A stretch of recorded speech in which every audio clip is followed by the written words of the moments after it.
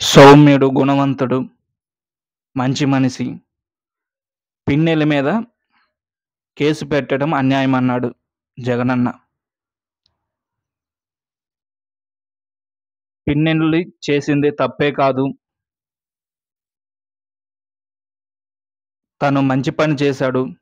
మంచి పని చేసినా కూడా ఈ విధంగా కేసులు పెట్టి గందరగోళం సృష్టిస్తున్నారని జగనన్న అన్నాడు. నిజంగా పాల్వాయి గేటు దగ్గర రిగ్గింగ్ జరుగుతుంటే తెలుగుదేశం కార్యకర్తలు, ఏజెంట్లు రిగ్గింగ్ చేసుకుంటుంటే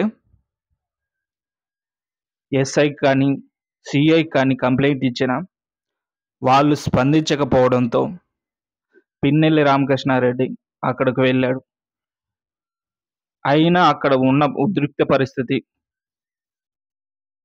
తగ్గించటానికి ఆ ఈవీఎంలని పగలగొట్టాడు. ఒక ఎమ్మెల్యే ఈవీఎంలను ఎందుకు పగలగొడతాడు? తనే రిగ్గింగ్ చేసుకునే పరిస్థితి అక్కడ ఉంటుంటే, తనే ఓట్లు వేసుకునే పరిస్థితి అక్కడ ఉంటే ఈవీఎంలను పగలగొట్టాల్సిన అవసరం పిన్నెలకి ఎందుకు వస్తుంది?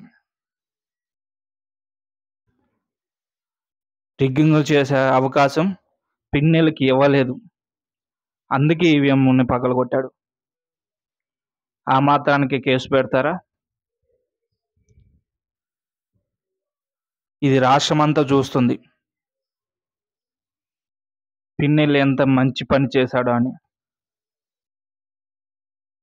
అని జగనన్న అన్నాడు. వాళ్ళు రిగ్గింగులు చేస్తుంటే మేము పగలగొట్టాము, అంతేకాని మేము రిగ్గింగులు చేసుకొని మేము ఓట్లు వేసుకుంటుంటే మాకు పగలగొట్టాల్సిన అవసరం ఏముంది? మేము అలా చేయం కదా. 2019లో మేము చేసింది అదే.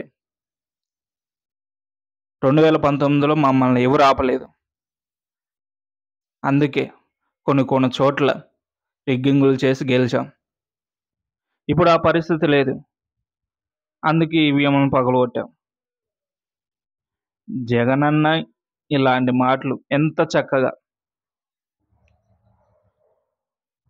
చక్కగా చెప్తున్నాడు. వాళ్ళు చేసిన తప్పును కూడా ఇంత చక్కగా చెప్తుంటే ప్రజలకు అర్థం కాదా? ప్రజలు అర్థం చేసుకున్నారు కాబట్టి చంద్రబాబు గారికి పగ్గాలు ఇచ్చారు. అందరూ రెడ్ బుక్లను పట్టుకొని మండల స్థాయి అధికారులు, గ్రామ స్థాయి అధికారులు, చంద్రబాబు గారు ఒక రెడ్ బుక్, లోకేష్ ఒక రెడ్ బుక్, ఇలా రెడ్ బుక్లు పట్టుకొని ఆస్తులను ధ్వంసం చేస్తూ వాళ్ళే మనుషులను కొట్టి మళ్ళీ వాళ్ళే కేసులు పెట్టి పోలీసులు సాధారణ మనుషుల్లాగా, ప్రేక్షకుల్లాగా చూస్తున్నారు. అలా చేశారు చంద్రబాబు నాయుడు. ఇలాంటి పనులు చేస్తే తప్పకుండా ప్రభుత్వం పడిపోతుంది. ప్రజలు క్షమించరు. రాజకీయ నాయకుడు అనేవాడు మంచిని నేర్పించాలి. ఇలా రావణ కాష్టం చేస్తుంటే ఏ రాష్ట్రం బాగుపడదు అని అన్నాడు. ఇలాంటి పనులు చేస్తే మేము మళ్ళీ అధికారంలోకి వస్తే మళ్ళీ ఇదే పని చేస్తామని జగనన్న అన్నాడు.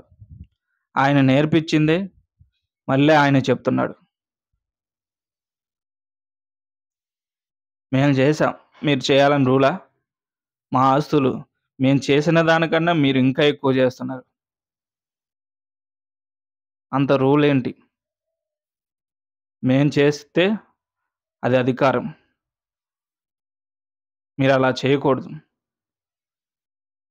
అని అంటున్నాడు. ఏం మాట్లాడుతున్నాడో, ఎట్లా మాట్లాడుతున్నాడో తెలియదు కానీ నిజాలు ఒప్పేసుకుంటున్నాడు.